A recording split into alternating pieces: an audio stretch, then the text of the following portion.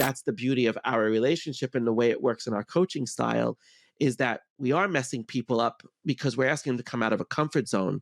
But then we're not just taking them out of that comfort zone, we're walking them through the fear and through the questioning and through the learning phase to get to that next step so that they can keep making progress and build that momentum so that their businesses can explode eventually. And not just their businesses, but their personal lives as well. Welcome to the Cashflow Fight Club podcast. In the Champions Corner edition, I'm Mike Deaton, and together with Lydia, my co-host in life, business, and this podcast, we're taking you into the training room, deep in the dojo, sharing the secrets of what it takes to forge a champion. We're digging deep into mindset mastery, high-performance habits, best-in-class behaviors, and bringing you the tips and techniques that maximize human potential, brought to you from some of the best in the business. So grab your buds and your seat. Hit subscribe and get ready to up your game. Let's do the show. Let's do it.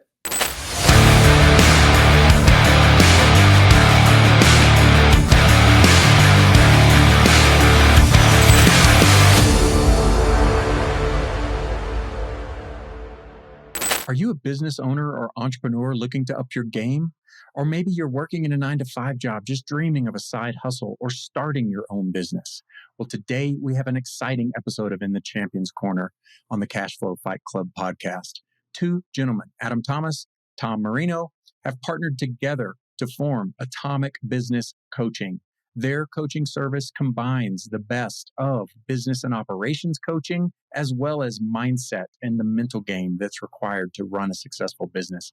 I'll let these guys introduce themselves here in just a second, but their offering is so unique and value add that I know you're going to find great insights out of this episode. We talk about setting up systems to get your business running efficiently. We talk about common problems that entrepreneurs face, how to bust through them, and how to leverage all the skills that you need to take your business to wherever you want it to go. So pop in your earbuds, grab some popcorn, sit back. We've got an exciting episode with these two guys. Let's get right into the arena on this edition of In the Champions Corner.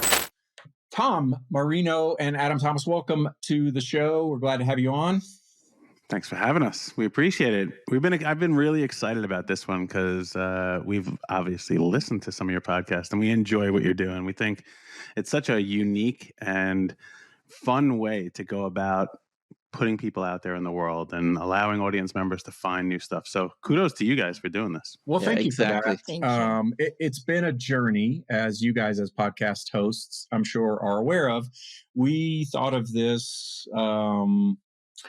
over a year ago. Gosh, wow, it's been a while. So I think in 2022, late in the year, we thought about everybody was launching a podcast. And so we kind of thought, okay, it's a great way to reach an audience, but I don't want to be just another podcast. And so we were trying to think about unique ways to go about it. And the Cashflow Fight Club came about really as a way we thought, okay, people go on podcasts and you hear the glossy marketing pitch, right? You hear, oh, it's all roses, everything's great, invest in this, run this business, it's beautiful. And we have gone down a few paths in investing in business. And once you get into it, you're like, oh, wow, I didn't realize this, or nobody told me about that. And so we were trying to figure out a way to highlight not only the upsides, but also get in and talk about, okay, what are some of the risks? What are some of the possible downsides? Who would this not be for? And so we thought about the matchup style, and we've had a lot of fun with it. It is fun. It has its own challenges, but kind of reflecting back to you guys, also a very unique coaching setup, at least from anything that I'm aware of, in terms of like we were talking about, having a business coach with different disciplines and domains within helping one client, right? So yeah, I'm really excited to get into the ins and outs of how you came about it and how it works and all of that. Maybe before we do that, how about each of you share a little bit your background so the audience can get an overview and an understanding of where you came from and how you got to be where you are today. Adam, we can start with you. Sure. Yeah. So I've been in business for 24 years. I knew at 16 years old exactly what I wanted to do. And I charted that course forward. I mean, I attended Hofstra University for 2 years while I was in high school. I knew I wanted to be on Wall Street and be in finance and do all of that. And even to this day, I own a financial planning firm and some wealth management practice. I have 7 different businesses. And throughout that process, what I really found is I did two things extremely well. I was an amazing networker. I just had this ability to listen to people and understand who to connect them to. And I didn't have to think about it. I didn't create some skill set on it. It just was natural born talent. Now, obviously, I worked towards it and I got better at it as I grew and understood what the need of networking was. But that's what helped me in almost everything that I did. The other half of me is I just provide actionable advice. And what I always say is I try to change people's lives by bringing confidence and clarity to decision making, whatever that may be. I mean, if you want to make a decision on what restaurant you want to go to, I'm just helping you to bring the confidence and the clarity of what restaurant you actually want to go to. And I've carried that across all my different businesses. So I have 7 different licenses. I have a lot of big titles that are boring, but took me a lot of sweat equity and money to acquire and understand. I serve on some pretty big corporate boards. I'm on the Small Business Advisory Council for United States Congress. So I do those things, and I have volunteer work that I do. And then I have this unbelievable coaching business that I have here with Tom. Very rewarding. Yeah, I love that. What a strong background. Laser focused since you were 16 years old. That's, yeah. I'm always envious of people that had that clarity so young and were able to do that, because I think here in my 50s, I'm still trying to figure out what's my purpose, where am I going, and all that, just trying a bunch of different things. But yeah, that's great. Love it. Tom, how about you? Yeah, so unlike Adam, I didn't know I was going to wind up here. I didn't know I would be here.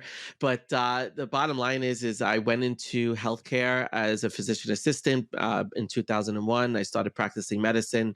And over the course of the last 22 and a half years, I really, came more into the operations and the management roles in healthcare, and was the VP of regional operations for one of the largest multi-specialty group practices in New York State, managing 16 practices between Brooklyn and Queens with a portfolio of 700 people. And about 7 years ago, I decided it was time for a change and wasn't sure what I wanted to exactly do. And, started quit one job, went to another job, and quit that job even faster, like within 60 days. And I was like, okay, what are you doing now there, buddy? And started a consulting business, and actually had a couple clients, and wrote a job description for one of my clients for a C-suite executive level position. And when they said to me, who are we going to give this to?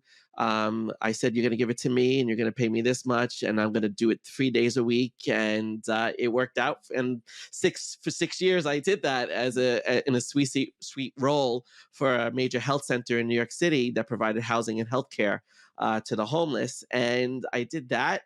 And I got into coaching about 5 years ago, in the midst of still working for an organization, and was a 9 to 5er, and really back in July was able to quit my 9 to 5 for our coaching business and be able to go into this full time. And it's been a great experience. And I love doing what I get to do. And as a life coach, Adam coaches people on the business. I coach people as the owner of that business. And I work a lot on mindset and gaining momentum to taking the actions and removing the obstacles that get in your way. And together, we really help people to gain even further that confidence and clarity that Adam was talking about earlier. So that's my background in a nutshell. Love it. Yeah. I mean, helping people is such a profound way to give back. And it is, it's something I enjoy as well. I'm also certified life coach. We do some business coaching on a different side. And so I get to experience a little bit of both throughout the year, which I really, really love. But we have found as entrepreneurs, I mean, we were in the corporate world, both of us, for many decades, until we decided to start our own businesses. But yeah, mindset is just the biggest thing that trips us up. I mean, we have to stay on top of limiting beliefs and beliefs and those types of things, really, to keep us moving forward at the pace we want to move. So great service. How did you guys come about meeting each other and getting into partnership? Yeah, that's a good story. As I said before, I am an expert networker, and I had a group during the pandemic called Long Island Networkers. So Tom and I, if you haven't heard from his accent, we're from Long Island, New York. They usually pick his up. They don't pick mine up so quick. Tom's got the Long Island and the Brooklyn Forget merged about together. it. There you go. Exactly. So I created this group called Long Island Networkers, and it was really to bring Long Island small business owners together to help one another, not to sell their stuff. By the way, are we allowed to curse on this podcast? Or no, I don't know how that works. All right. So it was, I got sick and tired of people just selling their shit at networking. And it was like, that's not what we're here for. We're here to help each other. And if that relationship is built and becomes something that's valuable, then go ahead. We can help each other monetarily, but let's be there for one another first. And Tom's cousin, who I went to school with and was in the Academy of Finance in high school with, brought Tom to one of these meetings. And he was explaining about this really unique background between, a physician's assistant, has a medical degree, went and helped in operations, and then became a life coach and was on a C-suite. And I'm like, wow, that's incredible. I decided to learn a little bit more about him. And we actually hired him to come in and do a leadership speaking for the group. And I listened to it. And I'm like, everything this guy is saying is what my clients need when I do financial planning. So I was doing financial planning for business owners, and I could help them through every aspect of their business, right? But I couldn't help them with their head. And it was like, I would get them to this certain level, and it's like, well, you're stuck, pal. I can tell you about the numbers and the tactics and how to hire and what your P&L is and what the ROI looks like and how you should do certain things, but I can't fix your head. So I told Tom, I'm like, hey, why don't I introduce you to this client? And he's like, you know what? I have a client. He works with executives, and he's like, I can help him with their mindset, but the tactic stuff, I don't really know. So let's go out to lunch. And then Tom, why don't you pick it up from there? Yeah, so we went out to lunch and we were like, why are we going to refer back and forth to each other when we can just do this together and bring a really unique approach that a lot of people aren't used to? And, Adam talks that he can't do the mindset, and that's baloney. He totally does. He's become a mindset guru. He is amazing at the mindsets that he really helps people to gain, especially as entrepreneurs. But we really working together in tandem, looking at his perspective on business, looking at my perspective on business, and looking even from the life perspectives. Our goal is to really give people a life of harmony, right? This is what makes us work so well together, because we really shared that common goal of like, why are people doing all these things that they do? And it's really to gain life harmony, which is because we don't believe in work-life balance. That's all bullshit. And that doesn't exist, because that's perfectionism in its craziest form. And we're like, how can we give people, and we saw all the commonalities that we have between us and how we approach things, that we really together could give people that life of harmony and give them the freedom and the success that they really desired by working together. Because when we work together, Adam sees people at the beginning of the week. I see people at the end of the week. And we do that very strategically, because, as he's working on the business and he's bringing about things that they have to do in the business and different strategies, they're starting to get those limiting beliefs, and they're starting to get a little messed up in what they're thinking about. And then I come in at the end of the week and like, all right, so how did that hit you the other day when Adam talked about this? And we go through, all right, well, I don't know if I could do this, blah, blah, blah. And I change the mindset so that they could take the action. And then by the next time they meet with Adam, they've already accomplished the goal that he set out for, instead of just showing up to the next meeting totally messed up. Like, I couldn't do anything because you messed me up so much, man. But that's what we try to avoid. And I think that's the beauty of our relationship and the way it works in our coaching style, is that we are messing people up because we're asking them to come out of a comfort zone. But then we're not just taking them out of that comfort zone. We're walking them through the fear and through the questioning and through the learning phase to get to that next step, so that they can keep making progress and build that momentum, so that their businesses can explode eventually, and not just their businesses, but their personal lives as well. Mm-hmm. Yeah, this is so profound and relevant for entrepreneurs and solopreneurs and even executives, or really anybody. But Lidge and I, when we started out in 2017 in real estate, we started up our land business where we buy and sell vacant land. We signed up for a coaching program, and our coach was extremely robotic, very process and system oriented. soup to nuts. He could explain the business and how it needed to work and all the details and how you could automate and do all this stuff. But our issues were mindset, and we struggled, and there was never a check-in like, hey, how is this resonating with you? Or where are you getting stuck? Or how can, what, any of those things. And so, fast forward to today, we started our own coaching program a year plus ago. And before we did it, we asked ourselves, there are other programs out there. Why would we do one? What would we offer that would be unique? And we leaned back on that early problem and said, okay, mindset needs to be a really big part of this. And I love the way you guys have designed the flow. Let's dig a little deeper. Like, how does that work between you two? If you have a client, and I mean, it sounds like, I would guess you're meeting offline to discuss a little bit both sides of the equation. Hey, this guy's having trouble here. We need to work on that. And maybe Adam, you're sharing. Here's my business process flow, or just how's that map out in general? Probably it's a bit unique for different clients, but in general, you have a flow and a system, I would assume. Find it down to something that is effective and implementable for other people. Any process you're building, I always say I have an 8-year-old daughter and a 12-year-old son. I'm like, let's make sure my kids can do this, Tom. And if they can do this, then we know we can train anybody else, let alone ourselves, to do it. And Adam is very good at setting some boundaries on trying stuff and keeping to stuff. One of the things that I've adopted from him is every 90 days, like we do this for 90 days, we see how it goes, and then we reevaluate. And if it's not working, we make a change. If it is working, we continue it. But we give everything a 90-day period to adjust and figure out, does this work for us? And we, like you said, we've had several iterations. And the other thing too is what's really great is, even though we communicate very well through the notes and we do stuff, we do have differing opinions at times. And this is what really brings about some of the uniqueness of what we deliver to our clients is that I may approach something completely different than the way he's approaching it.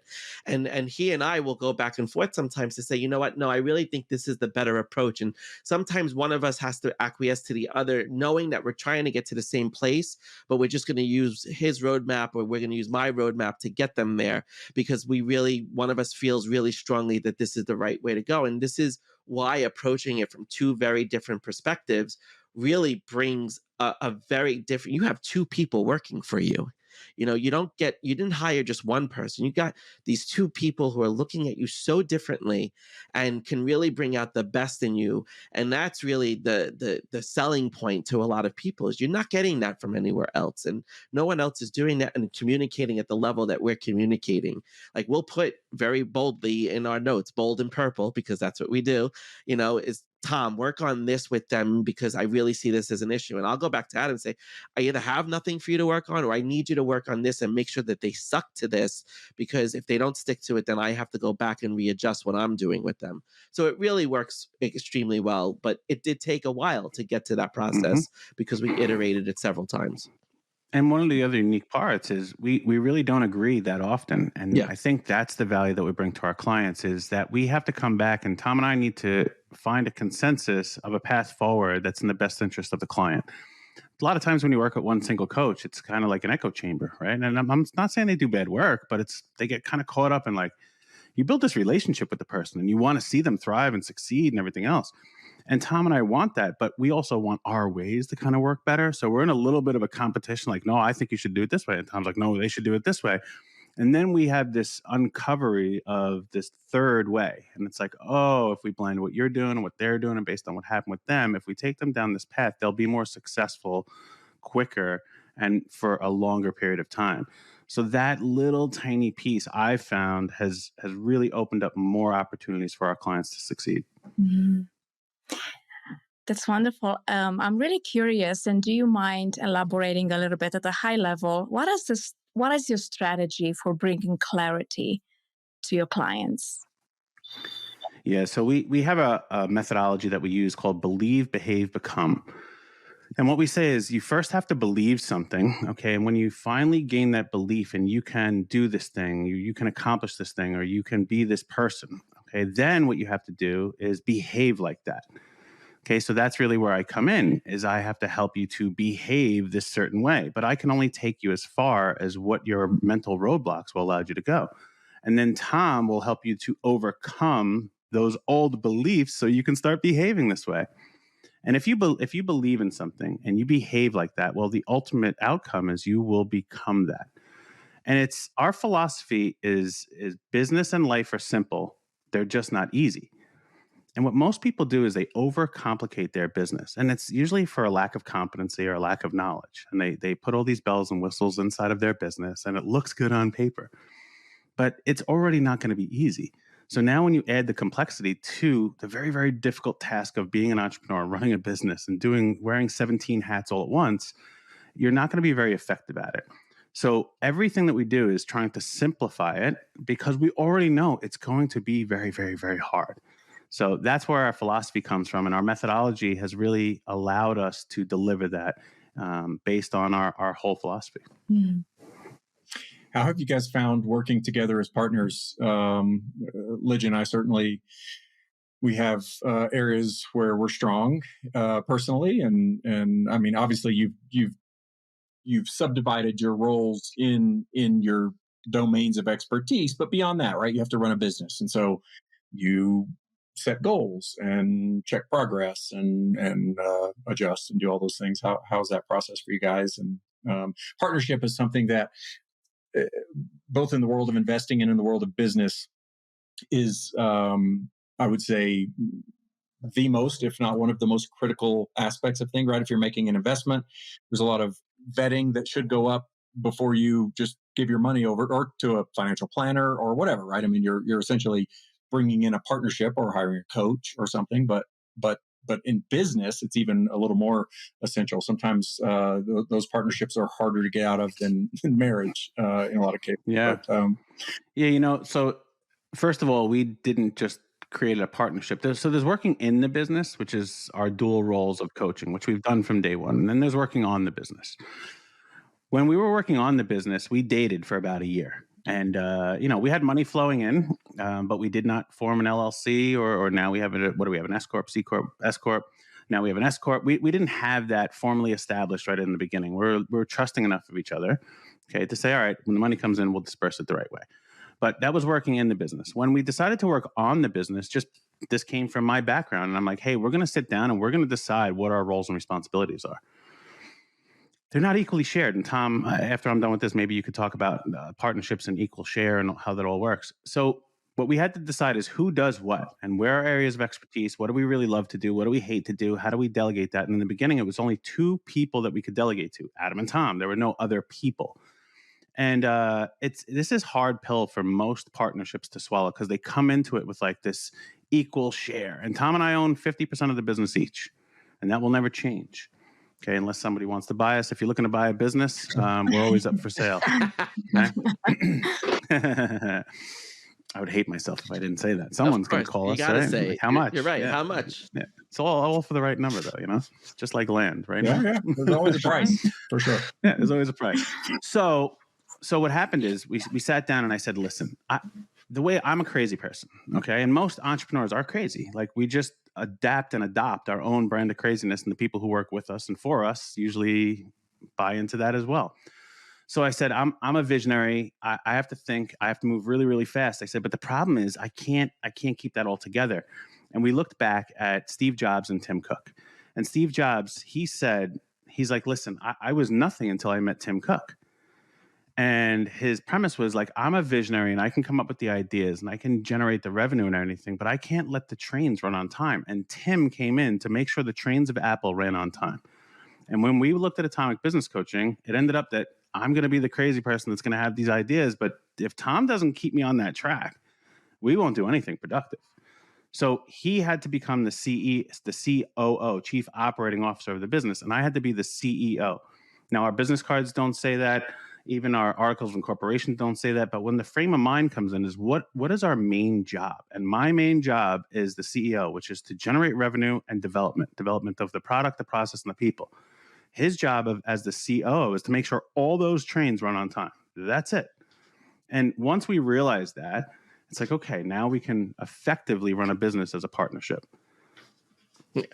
And I think one of the things that's really important that Adam alluded to is that we have to respect each other in those roles. And I think that's one of the things that people often struggle with. We are 50-50 owners, but like you said, it's not always a 50-50 relationship because it doesn't exist. No relationship can be 50-50. You know that, we know that, every business owner should know that you're going to always give to your business what you could actually give and what you're capable of giving. And not everybody is capable of giving the equal 50-50. Some days, like if I only have 20%, Adam is covering the other 80%. And we use kind of like what Brene Brown uses with her husband. And, when they check in with their relationship, how much do you have for me today? Oh, I got 20%. Oh, all right, I'll take the other 80% in the relationship. And I think that's what people have to understand is you should go back and forth every single day.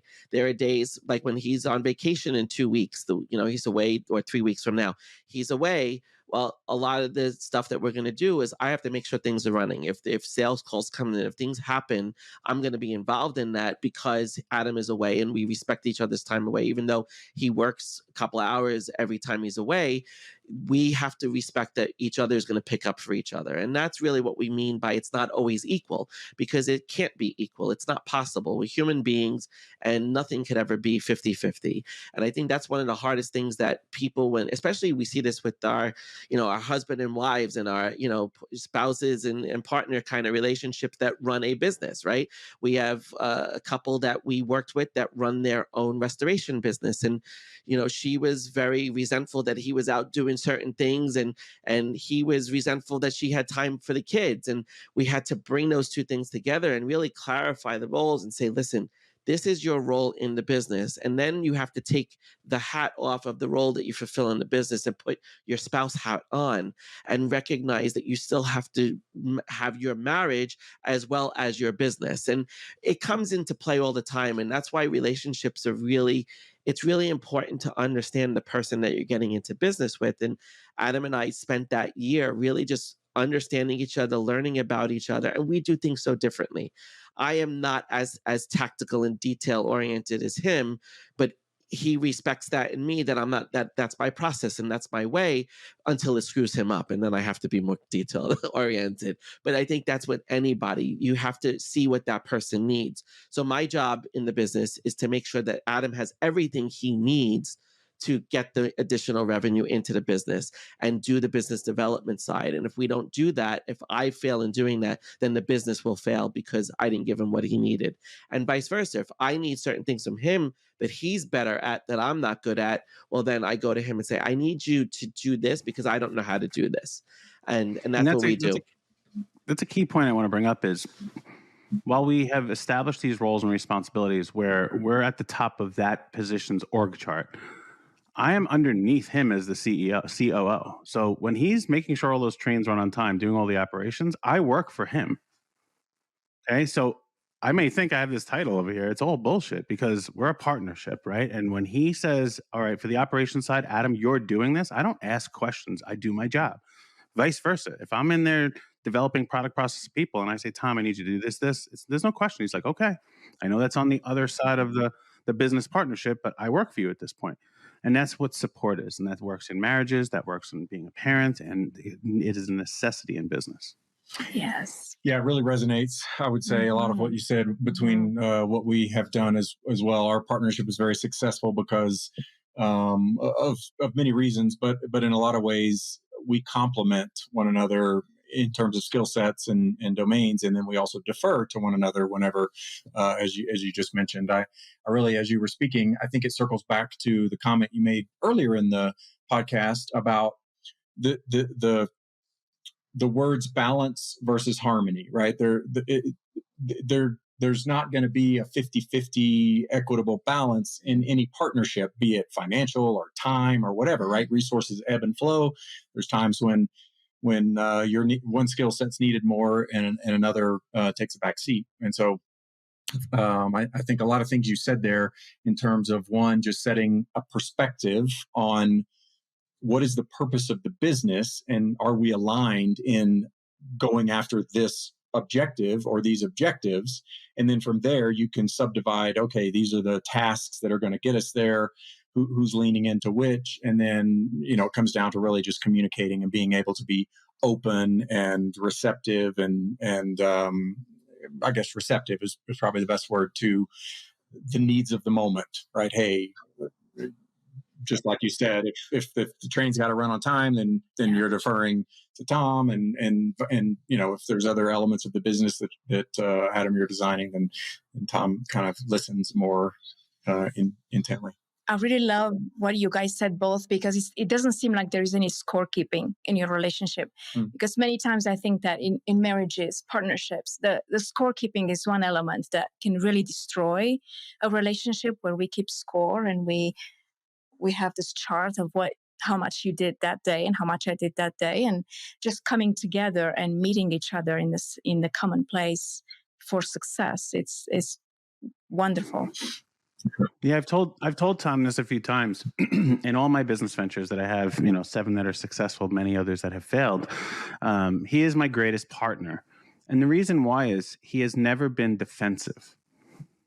And it's a very unique quality. And I don't have this quality. I do get defensive. And Tom, I guess I do. Like I'm right most of the time. At least that's what I tell myself, And Tom sometimes has to show me why I'm wrong. And okay, I trust you and I believe in you and I'll take that path. But anytime I've come at him for something, he takes the time to listen to it, understand where I'm coming from. When it comes to empathy and compassion, this guy is a rock star. And he can take that in our partnership and then apply it. And we always come out with, okay, now we know what we're doing. And all these words that we're saying, all these philosophies and everything else that we're doing, that's wonderful, but it's worthless unless you take action. And that's what it's about. If Tom got defensive, nothing would happen. We just talk and talk and talk and talk until either we separated or one guy won. And that's what you're saying with that scorekeeping is the only winner here is Atomic Business Coaching and our client. Right? Adam and Tom actually have nothing to do with this. We just facilitate what that client needs through the process and product that Atomic Business Coaching provides. And when we adopted that really mindset for ourselves, it's like, okay, well, the only way Tom can win or Adam can win is if the client wins. So they're the one that we're trying to do this for. Yeah. And it really comes down to, and I appreciate whenever he says that I'm one of the greatest partners, because I've never had a partner, right? So like, this is like my first business partnership. I was in an employee mindset, right? I started a side hustle while still working a 9 to 5. And I've always partnered with people. And I've always, I pretty much reported to the CEO in most of my roles that I've held over the last 10 years of my career. And, it really comes down to, and we teach our business owners the same thing. You have to appeal to people's strengths, not their weaknesses. And you have to look to build people up, not tear people down. And that is just what we embrace every single day. We look to how do we use this person's strength to get the best out of their business, especially when we work with a husband and wife team or 2 partners. We really want to understand what they're each good at so that they can really complement each other. They really have to be the yin to the yang, because if it doesn't exist, then the business, that circle falls apart and you only wind up with half a circle, and then you only wind up with half a business.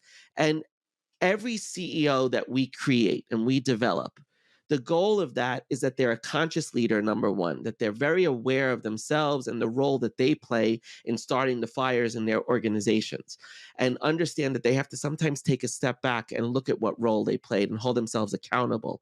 But secondarily, we don't want them to be the smartest people in the room. We want them to be surrounded by the smart people, the people that are going to help them to develop their weaknesses while using their strength, and make sure that the people on the team are using their strengths to the best so that the business really succeeds. And when you use that strength-based approach, you form a business that is unstoppable, and you develop people who are completely aware of what and who they are as people and who their roles are in that organization to make it successful.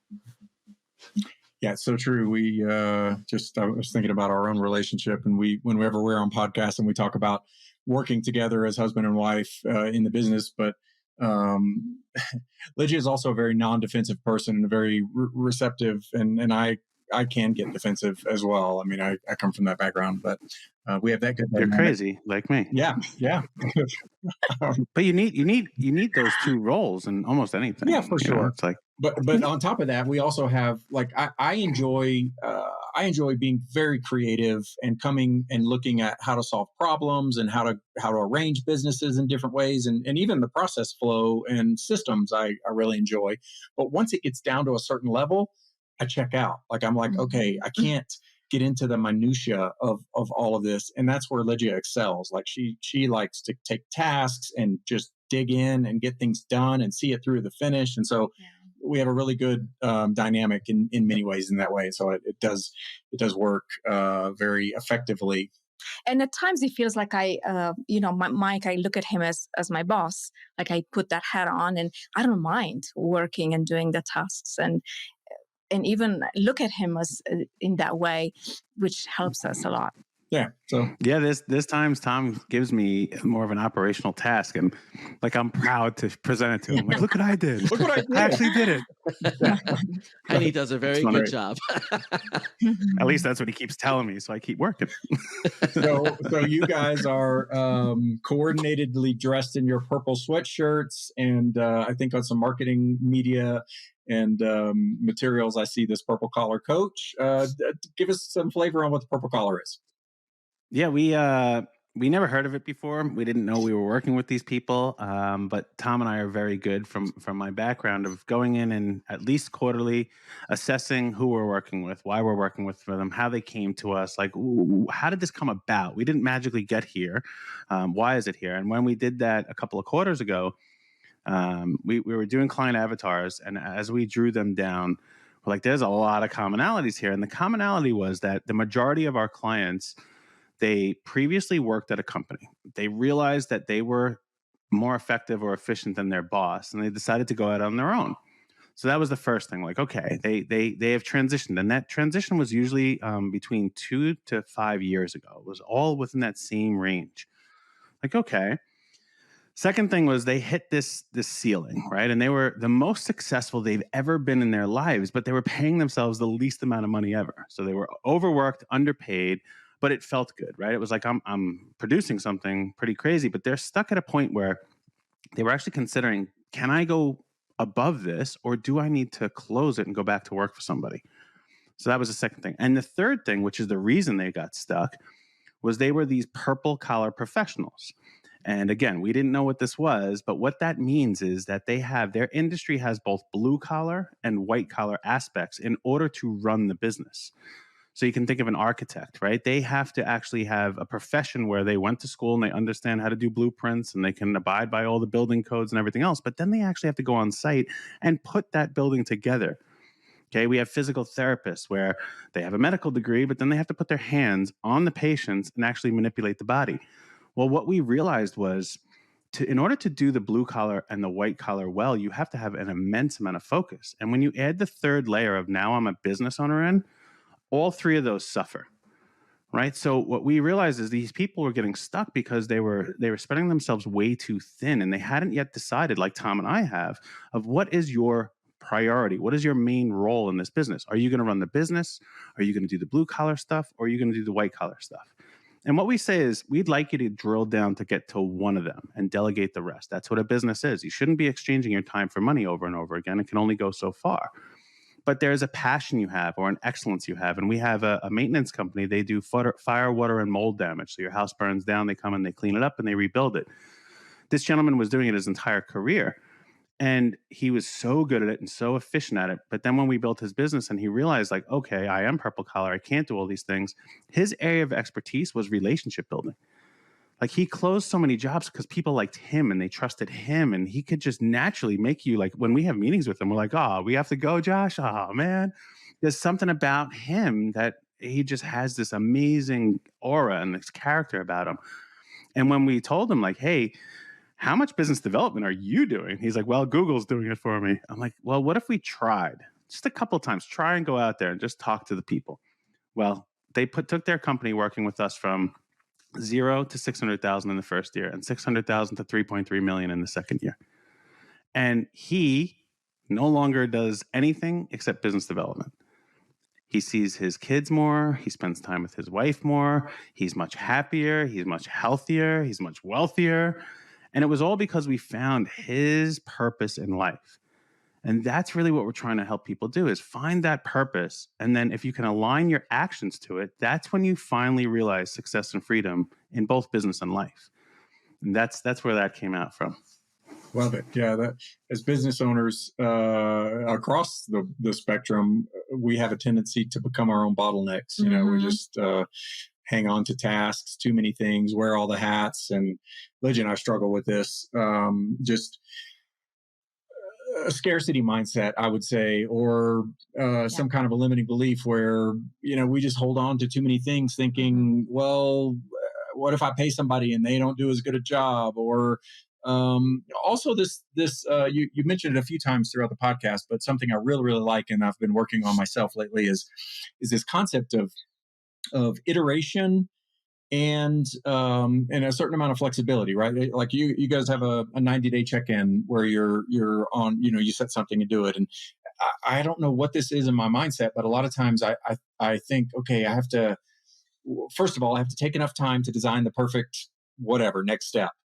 And then I have this mindset that once I do it, it's going to be permanent, instead of just, hey, let's test and let's try and let's iterate and let's do all these things. And I love the concept of what if we just tried this for a few months and kind of see where this goes. And well, that's what growth is all about, right? So think about if you go to the gym, okay? Yeah. You go to the gym and you're trying to build your biceps, right? Well, if you do the same exact weight and you do the same exact bicep curls and over again, the hypertrophy of the muscle is only going to get so far. So if you want it to grow further, you're going to have to either increase the weight, you're going to have to change the position of it, you're going to have to do a different exercise, you're going to have to eat different fuel. So that's the thing, is we're about consistent and sustainable growth. We don't want you to plateau and just be here unless you've said, I love this life. And then if you get to that point, what we're trying to do is then make it more efficient, so you spend less time at work and more time with your family, right? So it's okay, but we should always be progressing. But the only way you can do that is by change. That's, taxes, death, and change are the only three constants in life, right? So if you can embrace that, I can either accept a change that was given to me, or I can make that change happen. Okay, that's when you can truly control your destiny. Yeah, amen to that. Yeah. 100%. It really comes down to, you have to be flexible enough and willing enough and not stubborn to be able to iterate. What we find a lot of times with people, especially like you were talking about the scarcity mindset and versus abundance mindset, one of the big issues for a lot of business owners that are solopreneurs and letting go of the work and giving it to somebody else is that they fall into this scarcity mindset of, that's another expense for me to hire somebody. And what we do is we spend time changing that mindset to employees are investments, and they're investments in you getting your time back. And when you are able to relinquish that and move away from that stubbornness of not giving it to somebody, you come into an abundant mindset. And that's what Josh did. But the guy we were talking about, he was so regimented in, I have to be the one to go to the job, to get the job, to do the thing, and only I can do it. And once we broke him of that, employees are not expenses, they're investments in your time back, he has fully executed that, hired a team of 15, and now he gets to see his kids and spend time with his wife. And it was all because he changed from a scarcity to abundant mindset. But he was also very rigid and very stuck. And I think that's what, if you don't have that flexibility, you don't iterate, and then that's what causes the stagnation. Iteration is the antidote to stagnation, and that's what people have to really truly embrace. Yeah, and there's a lot that comes into it where you can't just hear what your coach says and then magically you're all better, right? You need to see proof. There has to be some kind of evidence. So much of our work, when Tom and I are with a client, we ask people to work with us for a bare minimum of 90 days. Most of our clients work with us for 2 years. Okay. And we really believe there's different levels that you're going to get to that are going to take time. And then we almost have to start back over. But what happens is someone sets that priority like we talked about before. So my business priority is X. we're not actually working directly on that priority. We are working on the steps that are all beneath that to get to the priority. And what we are doing is allowing them to experience these little wins, these little tiny wins, one after another. And then they start seeing like, okay, this actually works. So Josh didn't immediately hire his employee. One of the things we had to have him do was he has vans that have inventory that have to be built up. And we had him, he's a very old school mentality, pen and paper type of guy. And we had to actually have him every morning print out the inventory list and put it inside the back of the van. And before that van left his shop, they had to check, okay, this is there and that's there. And that gave him the trust that, okay, even I can go through this and the van's filled. And I'm in belief now. I have the belief that if someone else did the same thing and they behave the way, which is put the things inside the van, that they'll become just like me. And he was like, oh, this can actually work. And that's what coaching is. I don't care if you're coaching baseball or golf or, marriage or business. You need these little wins to keep moving forward. And that's what business is about. Now, amongst those wins as a business owner, you have to accept that 70% of what you try is supposed to fail. Like if we always talk about to be in the Hall of Fame as a hitter in baseball, your average is 300. Okay, that's like the best of the best. That means they hit the ball 30% of the time. The other 70%, they struck out or popped out or they did not get on base. So that's the Hall of Fame members failed 70% of the time. And it's the same in business. And what Tom and I are most successful business owners, the reason they are successful is they're just willing to fail more than their competitors. That's it. Yeah, it's back to your earlier comment about risk takers and entrepreneurship, right? You have to be in there able to accept a certain amount of risk. And a lot of that is through trial and error. So definitely lessons learned as I transitioned out of corporate to entrepreneurship, right? Corporate's all about not making a mistake. And there are very few organizations that a lot of them will preach it like, hey, we want to be out there trying and doing things. But, bottom line is you're most likely going to get slapped on the hand, if not let go. Correct. And that's a big piece of what we do. We're working with these purple collar people and we're helping them with their priorities and all of that. But at the core of it, what we are doing is we are creating entrepreneurs, right? We are helping them to become their own CEO of their little empire that they have. And hopefully one day it's a big empire. But that's all we are doing. And we do that for these purple collar folks. We have a program called Project 2740, and we help a variety of different businesses, whether they're a purple collar or they're still working a 9 to 5. And that's how do you gain the skills and the mindset to be a CEO? And that really is just being an entrepreneur.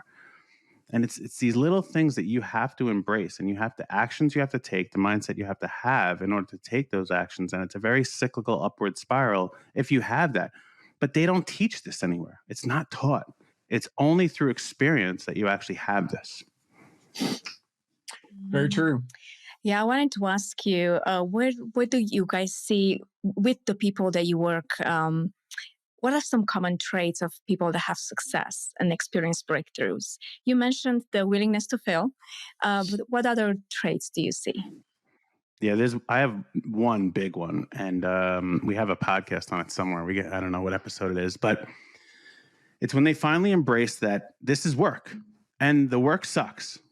Like, this is not fun. You don't have a passion for this. I would much rather not be here with you on a podcast. As much as I like the two of you, as much as I like talking about myself, I'd rather be on the beach with my kids somewhere in Costa Rica right now.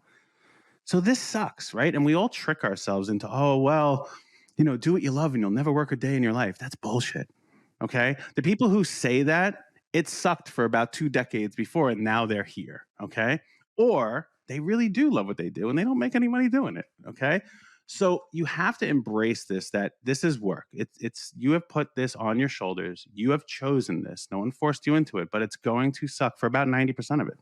Okay, that 10% that you enjoy doing, wonderful. We can work towards doing more of that over time, but you can't start there day one. I own 7 businesses and I spend about 80% of my time in this one. Well, the other ones I used to love at some point in time, and then I didn't love them anymore. But when I started, it was a job, right? It was like, okay, I got to go in here. I got to generate the revenue. I got to do this thing. And then I found other people that loved it more than me. Because here's the thing, the things that suck for you, that's somebody else's favorite thing in the world to do. Like, they love it. And you're sitting here trying to do it and like, this sucks. Blah, blah, blah. but that takes time for you to build it up to the point when you can delegate. You can't delegate day one, right? Until your calendar is filled from morning to evening, you should not be delegating anything. Okay. I don't care how much money you're making. You shouldn't delegate until your calendar is full. Okay. Because that means you're not productive. And if you're filling your calendar halfway with personal and halfway with life in the beginning of your business, that you're going to hit a ceiling really quickly. So that's my number one thing, Legia. It's you have to embrace the work sucks. And I would just add, I think it's also a growth mindset, right? If you have to be willing to let go of old habits. We call it in our book surrender, right? One of the things we get everybody to do is you have to surrender to old habits, because if you don't surrender, you'll never let go and you will never move forward.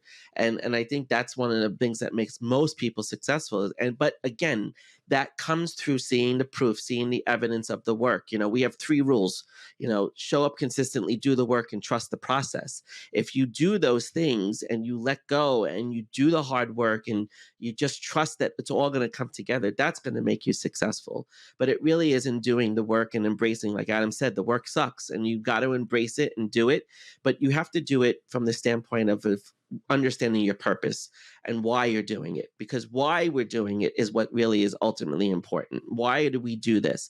And when you know your why, like you said, we could align your actions to that purpose, and that's what will make you successful. It's understanding you have to let go so that you can do why you want to do this and get to exactly where you want to be. That's very well said. Yeah. So you've mentioned a podcast, and I think you just teased a book. But what are some ways that people can get access to you and or directly in touch?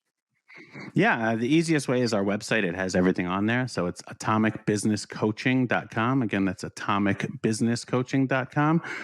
There's tabs in there for our media. So you can find, Tom and I have authored together 2 books now. We have 4 books total between the 2 of us. One is called The Atomic Game Changer, somewhere over here. There it is. Another is called The Morning Meeting. So we have them there. We have our communities that we do. So we mentioned Project 2740 before, and that is, we're not inexpensive, okay? To work with us is not very cheap, but we get the results that people pay for. So we have a group coaching program that currently, if you're listening to this is 2024, depending on when you listen to it, it's hosted on a platform called School. So that is called Project 2740. It's a very low barrier of entry as far as cost goes to get in there. And we give an immense amount of live sessions, 12 live sessions a month, and all these courses from our wealth of knowledge and experience. But then what we did is we created a free school, and it's called the Atomic Business Academy. Okay, and that again is on School. There's no cost to this. And we have all of our courses that are in there. You can take them for free. There's no like, you got to give me your email or do this thing. There's none of that BS. It's just, here's knowledge. Go ahead, self-study. And even in there, we go in once or twice a month and host some live sessions. Of course, we want you to migrate from one to the other, but you can go on there. You don't have to come to any of the live sessions, and there's an immense amount of knowledge. So that's what we really felt is Tom and I are lucky enough that we don't need to work for money anymore. But we truly have found our purpose. And this is what it is. It's really helping others to find theirs and then align their actions to it. So we get paid, we're compensated very nicely through this. So we felt it was our responsibility to go out there and give back to the world of entrepreneurs who need stuff. That's why we come on podcasts like yours. I think that's why you do your podcast. We've embraced what you do there too and listen to it. And it's really about how can we help others ascend to the level they want to be at. And if we can help them along the way for free, great. If they need to pay us, even better for me. But the idea is that if you follow anybody, right, really follow them and embrace that. Don't just passively, come across Mike and Legia and say, oh, that's a nice podcast. Like dig in. I mean, the 2 of them are giving so much value inside of what they do. It's a shame if you don't really embrace it. Like, don't waste your own time just passively going through stuff. So we have a wealth of knowledge on that website. And of course, all our links to every social media, we're everywhere. So they're all listed on there too. But thanks. Yeah, beautiful. You want to wrap us up? Yes, we like to end each episode with gratitude. So love to hear from you both. If you want to shout out to anybody that has been instrumental to your life and where you are today. Aside from each other. Aside from each other. Sure. I'll go first, Tom. So It's funny, our book, The Morning Meeting, the first thing we make people do is a daily gratitude exercise. So we fully embrace this on a daily basis. So I'll send a gratitude out to one specific gentleman. His name is Danny Del Vecchio. You have had him on your previous podcast.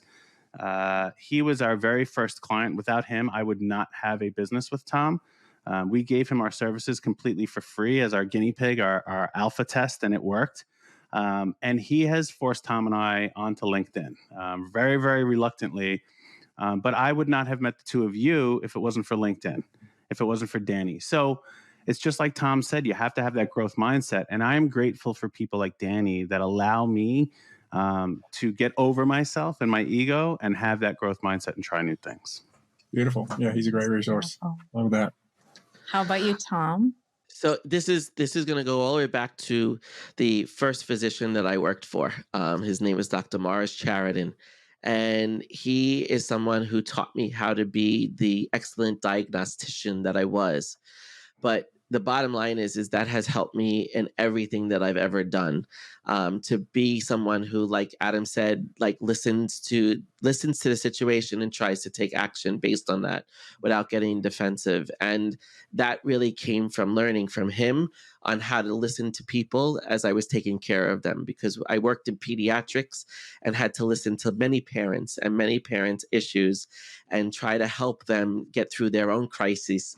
So I think I learned so much in that experience from him that he really shaped me into the person that I've become. And I worked for him over 20 years ago. But he's someone that I always am grateful for, having been able to have the opportunity that he gave me to work with him. Love that.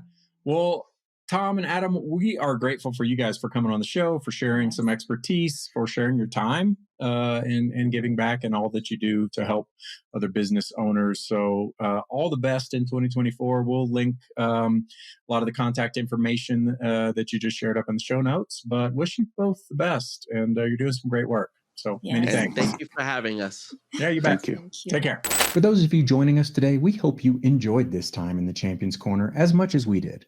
Got some awesome takeaways, and most importantly, will take action to continue living your best life and maximizing your potential. Mindset is such an important aspect of life, and when coupled with action, delivers undeniably powerful results. Please subscribe to the podcast to hear from more great guests and get the latest mindset mastery insights and cash flow matchups. Again, thank you so much for investing your time with us, and we look forward to seeing you next time on the Cash Flow Fight Club podcast.